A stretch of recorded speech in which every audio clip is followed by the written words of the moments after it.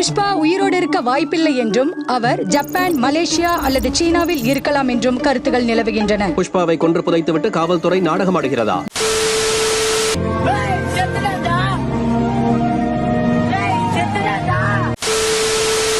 Bloody sweet. Hey guys, welcome back to another episode of PT.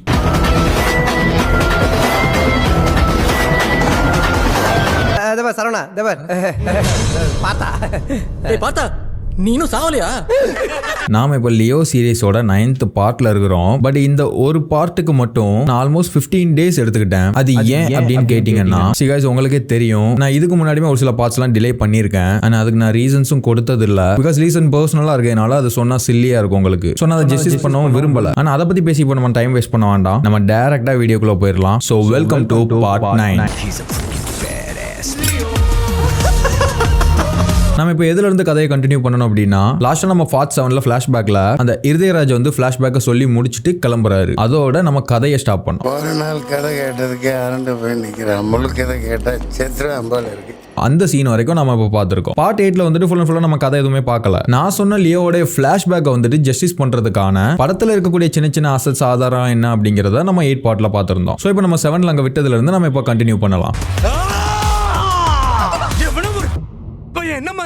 And முக்கியமா இந்த வீடியோவோட எண்ட்ல நான் ஒரு ஸ்டோரியில ஒரு ட்விஸ்ட் பண்ண போறேன். அண்ட் இந்த வீடியோவோட எண்ட்ல மட்டும் இல்ல, இதுக்கப்புறமே ஸ்டோரியில நிறைய ட்விஸ்டஸ் இருக்கு. ஏன்னா இது வரைக்கும் நம்ம பார்த்த படங்கள்ல எல்சியூக்குள்ள நம்ம ஓவரா இன்வால்வ் ஆயிட்டோம். லியோவை பத்தி பாக்குறத விட மத்த கேரக்டர்ஸ் பத்தி எல்லாம் நம்ம அதிகமா பாத்துக்கிட்டு இருந்தோம். அதாவது இந்த ஃபர்ஸ்ட் பார்ட் 3க்கு அப்புறமா இன்டர்வலுக்கு முன்னாடி வரைக்கும் நம்ம லியோவை தான் பாத்துக்கிட்டு இருந்தோம். லியோ கேரக்டர் எப்படி, லியோ யாரு, லியோ என்ன, லியோ எப்படி, லியோ லியோ அப்படிங்கிற மாதிரி லியோ பத்தி தான் பாத்துக்கிட்டு இருந்தோம். அண்ட் அதுக்கப்புறமா எல்சியூ உள்ள வந்ததுக்கு அப்புறமா நிறைய கேரக்டர்ஸ் இன்வால்வ் ஆச்சு. ஆனா லியோட ஃபோக்கஸ் வந்து நமக்கு மிஸ் ஆயிடுச்சு. உங்களுக்குமே அண்டர்ஸ்டாண்ட் பண்ணிக்க கொஞ்சம் காம்ப்ளிகேட்டா இருந்திருக்கும். பட் நம்ம அதெல்லாம் கடந்து வந்தாதான் இதெல்லாம் நம்மளால புரிஞ்சுக்க முடியும். சோ இதுக்கப்புறம் கதையில எல்சிஓ பத்தி நான் பெருசா பேச போறது இல்ல. அங்கங்க சின்ன சின்ன இடங்கள்ல இருக்கக்கூடியதை மட்டும் தான் பேசுவேன். மத்தபடி ஃபர்ஸ்ட் பார்ட் 3 மாதிரியே லியோவை ஃபோக்கஸ் பண்ணி தான் நம்ம ஸ்டோரி டிராவல் பண்ண போறோம். அண்ட் அதுல நிறைய ட்விஸ்டர்ஸ் எல்லாம் இருக்க போகுது. இதுவரையும் பார்த்ததுல நிறைய விஷயங்கள் மாறுபட போகுது. சோ அதெல்லாம் உங்களுக்கு கண்டிப்பா இன்ட்ரெஸ்டிங்கா இருக்கும் நம்புறேன். இந்த வீடியோட எண்ட்ல ஒரு விஷயத்தை பிரேக் பண்றேன். சோ இப்போ நம்ம ஸ்டோரிக்குள்ள போகலாம்.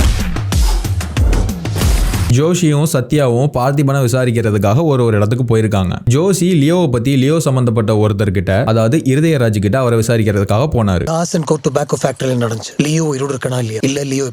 அதை நம்ம பார்த்தாச்சு. இப்போ சத்யா பார்த்திபனை பத்தி பார்த்திபன் சம்பந்தப்பட்டவர்கிட்ட விசாரிக்க போனாங்கல்ல. சோ அதுல இருந்து நம்ம இப்ப கண்டினியூ பண்ணலாம். அந்த பார்த்திபன் சம்பந்தப்பட்ட ஒருத்தர் இவருடைய பெயர் வந்துட்டு தினேஷ். இவர் பார்த்திபன் கூட இருந்தவர் அப்படிங்கறதுனால ஆல்ரெடி பார்த்திருந்தோம். பார்த்திபனுக்கு யாருமே கிடையாது. அவர் ஒரு ஆசிரமத்துல வளர்ந்தவர். சோ இந்த தினேஷ்ங்கிற அவருடைய ஆசிரமத்துல இருந்தவர். சோ பார்த்திபனை பத்தின எல்லாம் இவருக்கு தெரியும். அண்ட் சத்யா கிட்ட இந்த தினேஷ் பார்த்திபனோட 3rd standard photos, 4th standard photos, 5th standard photos வரைக்கும் காமிப்பாரு. இது 3rd ஸ்டாண்டர்ட் படிக்கும்போது எடுத்தது, இது 4வது படிக்கும்போது, இது 5வது படிக்கும்போது.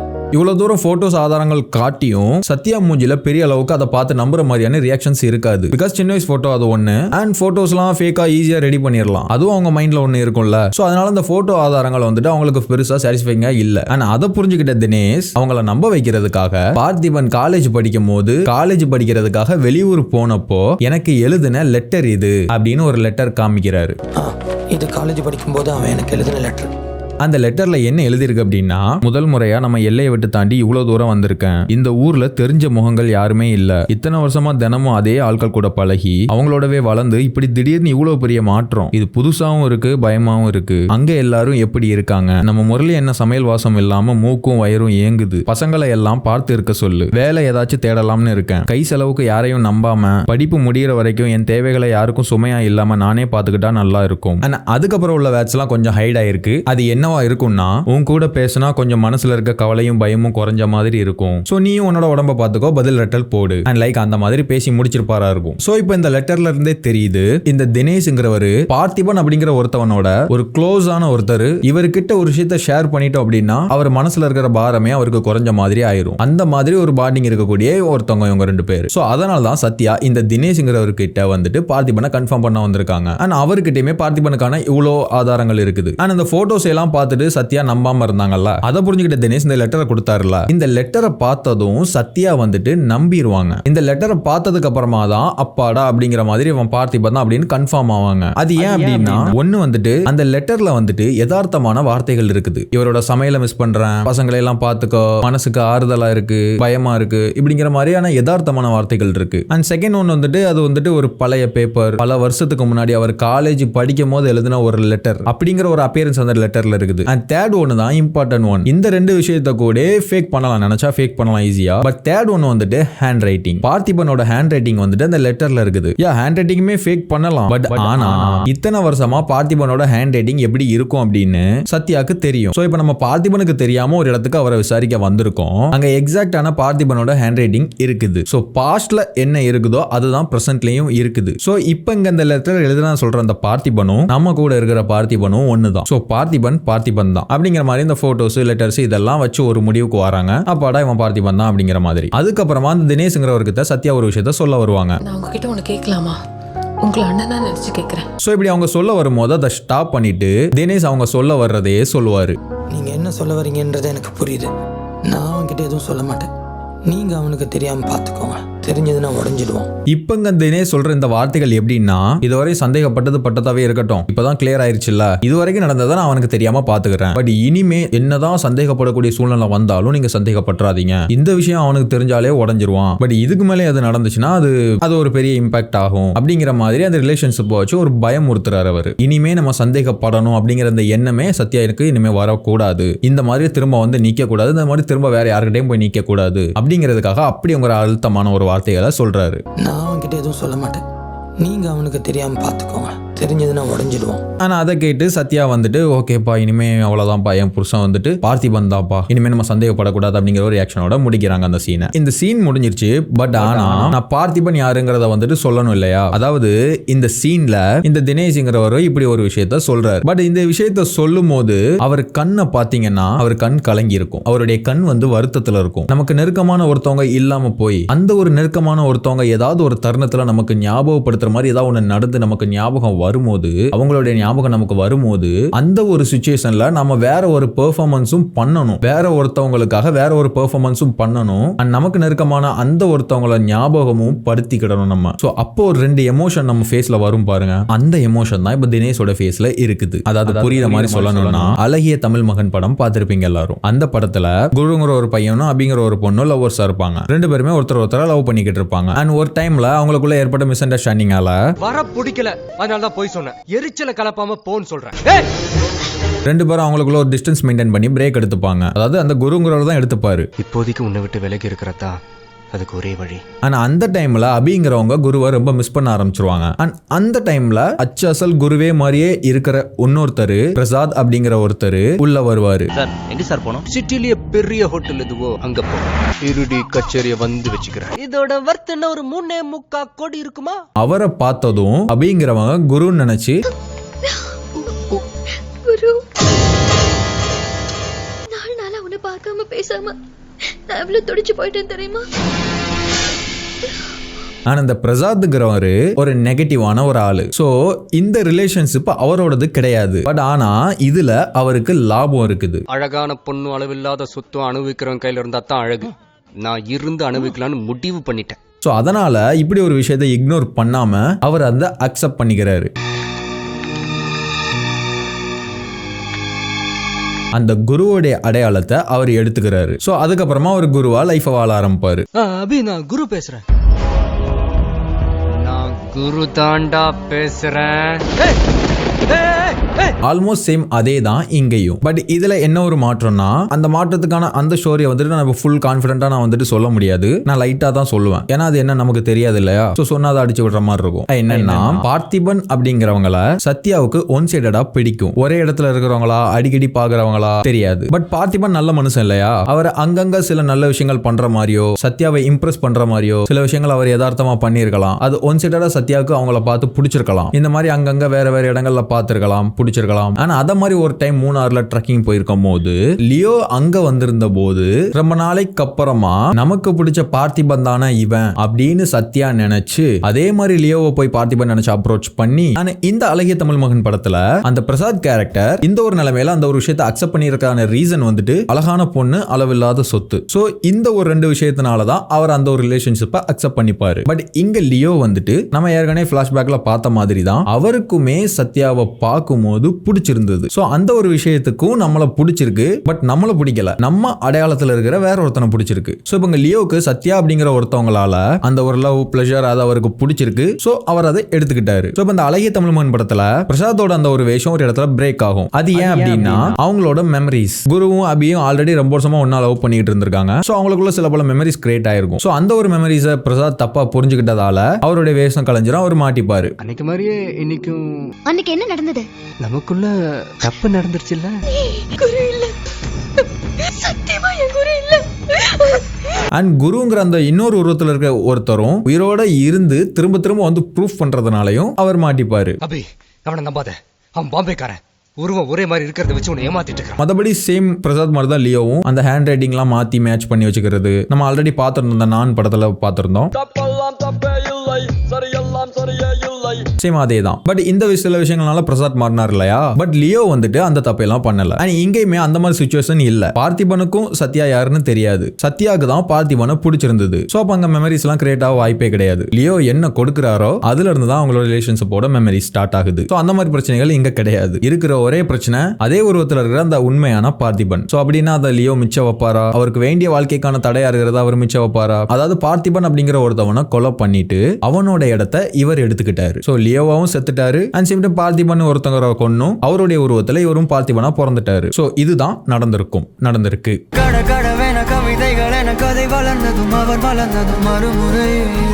ஆனா இந்த தினேஷ்ங்கிறவருக்கு இது எல்லாம் தெரியுமா என்னன்னு தெரியல. எல்லா விஷயம் தெரிஞ்சிருக்கலாம், அல்லது ஏதாவது பிளாக்மெயில் பண்ணிருக்கலாம், மேபி அது எதுவா வேணாலும் இருக்கலாம். அதனாலதான் அவர் அங்க ரெண்டு விஷயத்துக்கான ரெண்டு எமோஷனை அந்த இடத்துல காட்டுறாரு. கண்ணுல உண்மையும் கவலையும், பேச்சுல பொய்யும் இருக்கு அந்த இடத்துல. அப்புறமா இந்த சீன் சத்யா நம்புறதோட இந்த இடத்துல முடியுது. தென் பார்த்திபன் சிண்டு தூங்க வச்சுட்டு வீட்டுல இருக்கிறாரு. ஆனா அப்ப அவருக்கு அங்க ஒரு போன் கால் வருது. போலீஸ் கால் பண்ணி எமர்ஜென்சி சொல்லி காஃபி ஷாப்புக்கு கூப்பிடுறாங்க. கொஞ்சம் உடனே கிளம்பி காஃபி ஷாப் வாங்களேன், இட்ஸ் an emergency. உடனே கிளம்பி அவங்க வராரு. அங்க ஆம்புலன்ஸ், போலீஸ் ஜீப் அப்படின்னு கூட்டமா இருக்குது. பதட்டமா வந்து பாக்குறாரு. அவர் காஃபி ஷாப்போட நேம் போர்ட் மேல ஒரு பொணம் ஒண்ணு கிடக்குது. கழுத்துல கட்டி தொங்க போட்ட ஒரு பொணம் ஒண்ணு கிடக்குது. அது யாருன்னா பார்ட் 5ல நம்ம பார்த்தோம், கபே அப்படிங்கிற ஒருத்தர் வெளியில போன அந்த லியோவுடைய முகத்தை தெரிஞ்சுக்கிட்டு மும்பைக்கு தெரிய வந்த அந்த லியோவுடைய முகம் அங்க இருந்து வந்து அவருடைய காஃபி ஷாப்புக்கு அவரை பார்க்க வந்த அந்த ஒருத்தர் தான் அங்க இறந்து போய் கிடக்குறாரு. இப்ப அங்க என்ன நடக்குதுன்னா அந்த பொதுமக்கள் உள்ள ஒருத்தர் அங்க என்ன நடந்துச்சு அப்படிங்கறத வந்துட்டு போலீஸ்காரங்க கிட்ட சொல்றாரு. என்னன்னு தெரியல சார், என் நண்பனை பார்த்துட்டேன் அப்படின்னு ரொம்ப சந்தோஷமா சரக்கு அடிச்சிட்டு இருந்தாரு. போற வரவங்களுக்குலாம் வேற சரக்கு வாங்கி கொடுத்தாரு சார். அதுக்கப்புறம் ஃபுல் போதையில வெளில கிளம்பினாரு. ரோட்ல நின்று யார்கிட்டயே ரொம்ப நேரம் போன்ல பேசிட்டு இருந்தாரு. அதுக்கப்புறம் ஒரு 4-5 கார்ல வந்தவங்க அவரை பிடிச்சி இழுத்துட்டு போனாங்க சார். பிளாக் கலர் காடி தான். சோ இப்போ இதுல இருந்து நமக்கு என்ன புரியுதுன்னா லியோவுடைய நெருங்கிய நண்பன் தான் இந்த கபே. சோ அதனால ஆந்தனி தாஸ் இவரை கொன்னுட்டாரு. அந்த எமோஷனை ட்ரிகர் பண்ணி லியோவை வெளியே கொண்டு வர பாக்குறாரு. அண்ட் இந்த ஒரு விஷயத்துக்கும் கூட லியோ தன்னோட எமோஷனை வெளியில காட்டாம ஹோல்ட் பண்ணிடுறாரு. ஆந்தனி தாஸ் நினைச்சது நடக்கல அப்படிங்கிற ஒரு விஷயம் தான் அந்த என்டையர் சீன்லயுமே நமக்கு கன்வே ஆச்சு.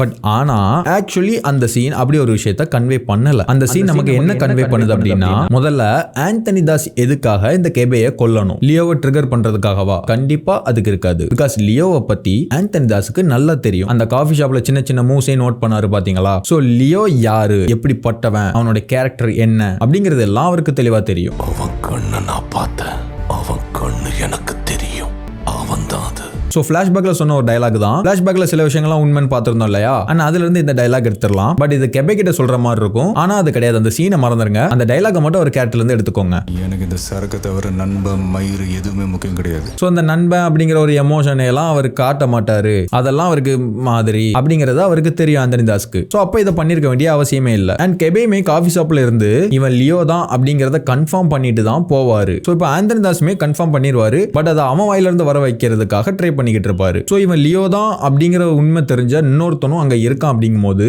அது ஆண்டனி தாஸுக்கு வந்துட்டு அட்வான்டேஜ் தானே. அது அவருக்கும் ஒரு எக்ஸ்ட்ரா ஒரு ஆதாரம் தானே சத்யா கிட்ட போய் இவன் லியோ தான் அப்படிங்கறத ப்ரூவ் பண்றதுக்கு. சோ அப்படிப்பட்ட ஒரு ஆதாரத்தை எதுக்காக ஆண்டனி தாஸ் அழிக்கணும்? சோ ஆண்டனி தாஸ் இந்த கொலையை பண்ணியிருக்கிறதுக்கு காரணமும் இல்ல, ஆதாரமும் இல்ல, வாய்ப்பே இல்ல முதல்ல. சோ அப்ப அந்த கெபேங்கிறவரை கொலை பண்ணது ஆண்டனி தாஸோட காரணத்துக்கு அப்படியே ஆப்போசிட்டா யோசிங்க. லியோ தான் இதை பண்ணியிருக்கிறாரு. ஏன்னா இவனும் ஒன் ஆஃப் த எவிடன்ஸ். நாம லியோ தான் அப்படிங்கறது தெரிஞ்ச ஒரு எவிடன்ஸ். அந்த ஒரு எவிடன்ஸை தான் அவர் அழிச்சிருக்கிறாரு. அடுத்த நிமிஷம் அவன் சாக போறவனா இருக்கணும், இல்ல ஆல்ரெடி செத்தவனா இருக்கணும். அதாவது இவரு முந்தின நாள் காலையில காஃபி ஷாப் வருவாரு, தனியா தான் வருவாரு. இவன் லியோங்கிற உண்மையை தெரிஞ்சுக்கிட்டு தான் போவாரு. பட் ஏன் அப்ப அவரை கொலை பண்ணல? அப்ப ஏன் கொலை பண்ணல அப்படிங்கிறது காரணம் என்னவா இருக்கும்னா, இருதயராஜ் டிசோசா மாதிரி லியோ மேல அக்கறைப்படுற ஒருத்தர் தானா இவரு. ஏன்னா இவன் இப்படி இருக்கான்னு தெரிஞ்சும் தனியா தான் பார்க்க வந்திருக்கிறாரு. சோ லியோ மேல இவருக்கு ஒரு பாசம் இருக்குது போல, ஒரு நெருங்கிய நண்பன் போல.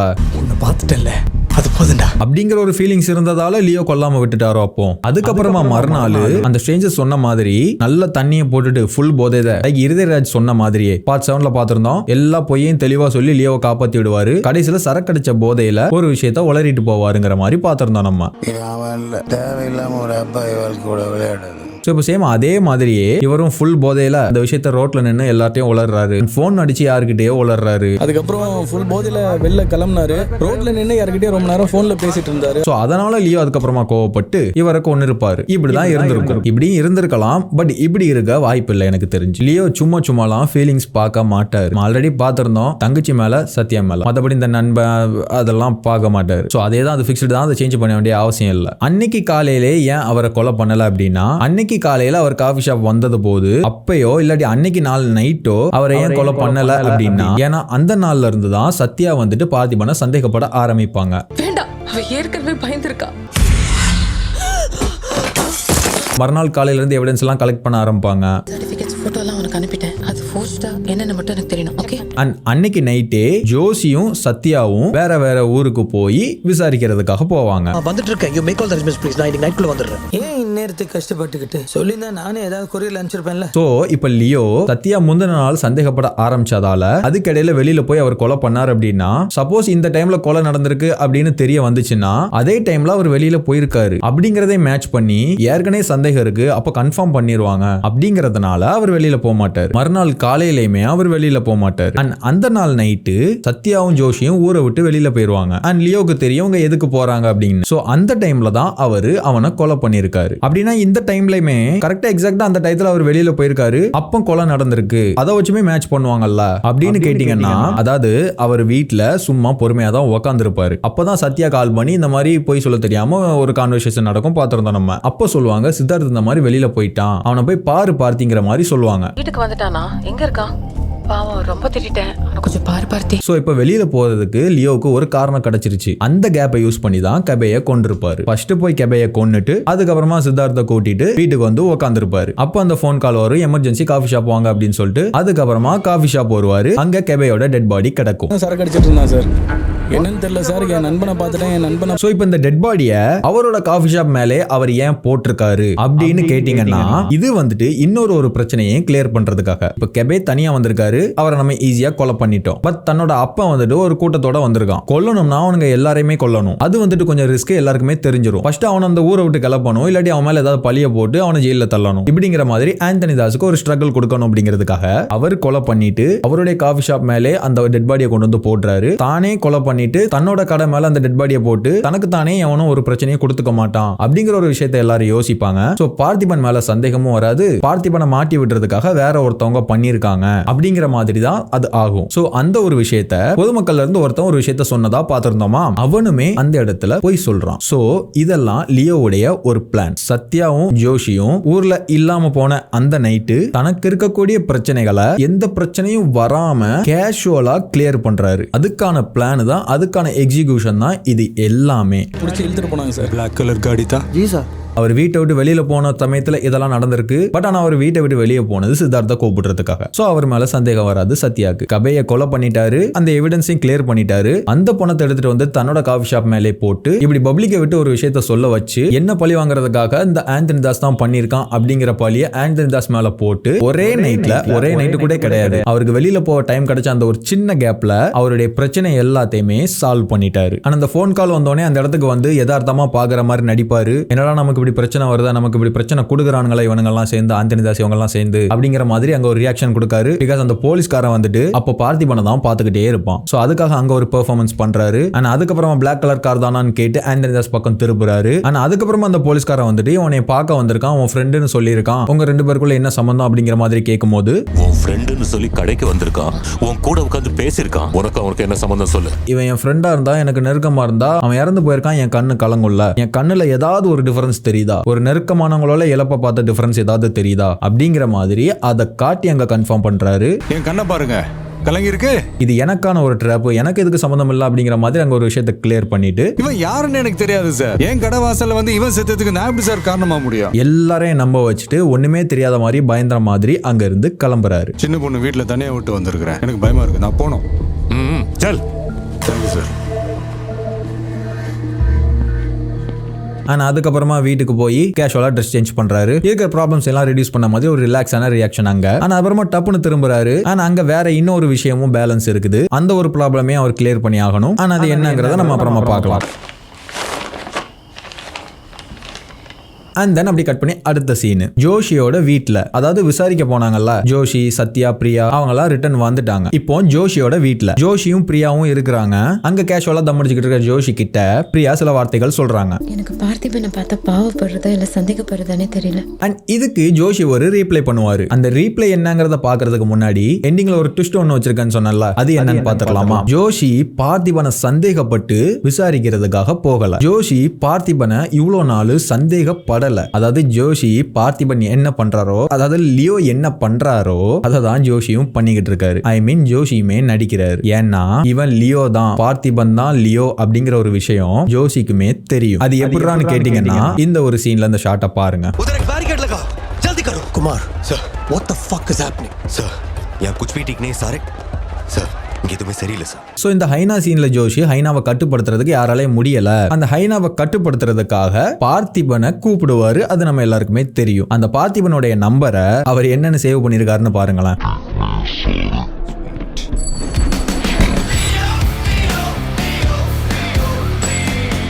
சோ லியோ பார்த்திபனா இருக்கிறதுக்கு ஜோஷியுமே ஹெல்ப் பண்றாரு. அது எப்படி விக்ரமோட ஸ்குவாட் தானே ஹெல்ப் பண்றாங்க அப்படிங்கிற மாதிரியான நீ சொன்ன கரெக்ட் தான், நான் தான் சொன்னேன். ஏன் ஜோஷியுமே விக்ரம் ஸ்குவாடா இருக்க கூடாது? எவ்வளவு வாய்ப்பு இருக்குல்ல, அவருமே விக்ரம் ஸ்குவாடா இருக்கலாம்.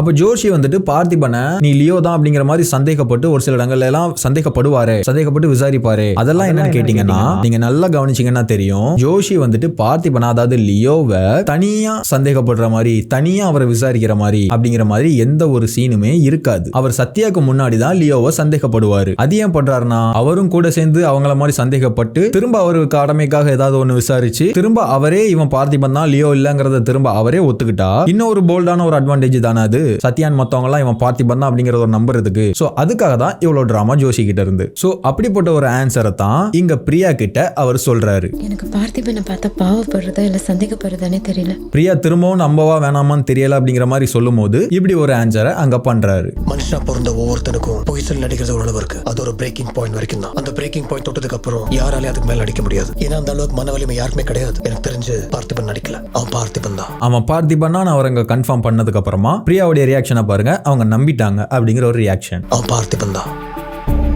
சோ அவருடைய பிளான் சக்சஸ். அண்ட் அதுக்கப்புறமா இப்படி ஒரு வார்த்தை சொல்லுவாரு. அதுக்கு மேல உண்மையை சொல்லணும்னா செத்து போனதா சொல்ற அந்த லியோ தான் உயிரோட வந்து சொல்லணும். அதாவது இனிமே அவனை சந்தேகப்படுறதுக்கு வேற எந்த ஆதாரமும் இல்ல, இறந்து போன அந்த ஆதாரமே வந்தாதான் முடியும் அப்படின்னு இவங்க 2 பேரும் வேற வேறங்கிறதை மென்ஷன் பண்றாரு. லியோ தான் செத்து போயிட்டாருங்கிறதையும் அங்க மென்ஷன் பண்றாரு. அப்படி செத்து போனவனே உயிரோட வந்து சொன்னாதான் நீங்க நம்புவீங்களா அப்படிங்கிற மாதிரியும் ஒரு விஷயத்தை அப்படி செட் பண்றாரு. நம்புங்க, நம்பிதான் ஆகணும் அப்படிங்கறத வந்துட்டு அங்க கன்வே பண்றாரு, அங்க அழுத்துறாரு அவரு. செத்து போனதா சொல்ற அந்த லியோ தான் உயிரோட வந்து சொல்லணும். தென் அப்புறமா அதே டைம்ல பார்த்திபன் வீட்டுல நடக்கிற விஷயங்கள், வீட்டுக்கு வந்த சத்யா கிட்ட பார்த்திபன் நடந்துக்கிற விஷயங்கள், அதெல்லாம் என்ன, அதுக்குள்ள எல்லாம் என்னென்னலாம் இருக்கு அப்படிங்கறத நம்ம வந்துட்டு அடுத்த பார்ட்ல பார்க்கலாம்.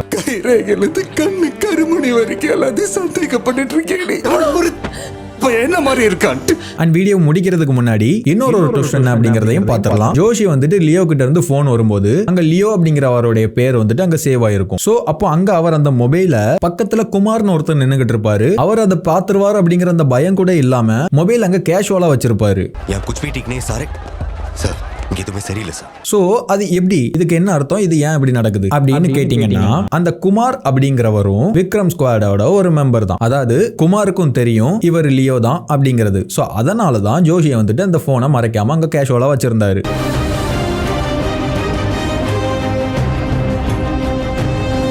ஏன்னா ஜோஷி மத்த எல்லா இடங்களையும் மிஸ்டர் பெர்ஃபெக்ட்டா க்ளீனா பிஹேவ் பண்றவரு, இவர்கிட்ட பேட் வேர்ட்ஸ் யூஸ் பண்ணுவாரு. Kumar sir, what the fuck is happening? And Joshi வந்துட்டு அந்த போலீஸ் ஸ்டேஷன் சீன்லயுமே அங்கேயுமே ஒரு பேட் வேர்ட் யூஸ் பண்ணுவாரு.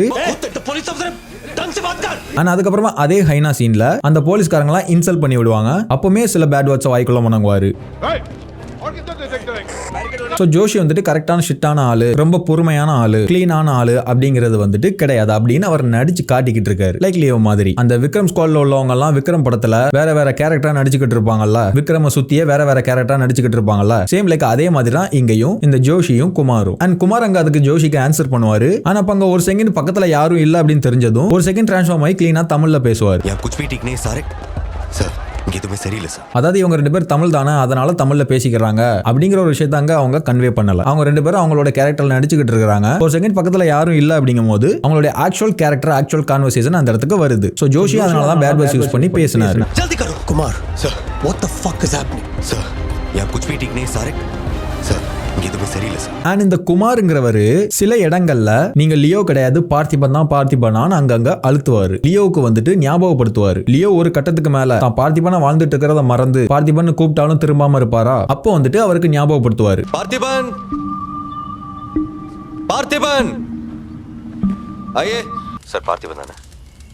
ஜோஷியுமே ஒரு இடத்துல அந்த இன்சிடென்ட் நடந்த அந்த இடத்துல, அதாவது லியோவா அவரை ஃபீல் பண்ண அந்த இடத்துல பார்த்திபன் கூப்பிட்டு அவருக்கு அந்த விஷயத்தை ஞாபகப்படுத்துவாரு. அவங்க ரெண்டு பேரோட அந்த பார்வைக்கான அர்த்தம் என்னங்கிறது உங்களுக்கே புரியும்.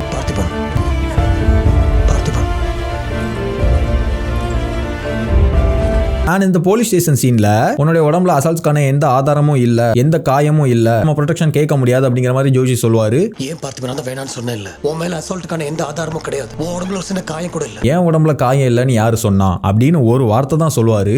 ஏன் உடம்புல காயம் இல்லன்னு யார் சொன்னா? ஆனா அந்த ஒரு வார்த்தையிலே ஜோஷிக்கு வந்து அண்டர்ஸ்டாண்ட் ஆகுது. ரெண்டு பேரும் ஜஸ்ட் திரும்பி பாத்துக்கிறாங்க. ஆனா அந்த இடத்துல அவங்களோட ரெண்டு பேரோட ஆக்சுவல் கேரக்டர் வந்துட்டு அங்க தெரியுது. அவங்களோட அண்டர்ஸ்டாண்டிங் லெவல வச்சே அங்க தெரியுது. ஏன் உடம்புல காயம் இல்லன்னு யார் சொன்னா? ஆனா அந்த முதுகுல காயப்பட்டுட்டு ப்ரொடெக்ஷன் கேட்பாங்க. இது ஒரு லீகலான விஷயம் கிடையாது. ஜோஷி வந்துட்டு மிஸ்டர் பெர்ஃபெக்ட்டா இருந்தா இதுக்கு எப்படி அலோவ் பண்ணிருப்பாரு? சோ இதுல ஒன்ஸ் தெரியுது ஜோஷி வந்துட்டு மிஸ்டர் பெர்ஃபெக்ட்டா நடிச்சுக்கிட்டு இருக்காரு அப்படின்னு. ஆனா அதனாலதான் அந்த கோடு போட்டு இல்லீகலா அந்த ஒரு விஷயம் பண்ணுவாங்க. ஆனா அந்த வெப்பனை இல்லீகலா எடுத்து கொடுக்கறது யாருன்னு பாத்தீங்கன்னா அது குமார்.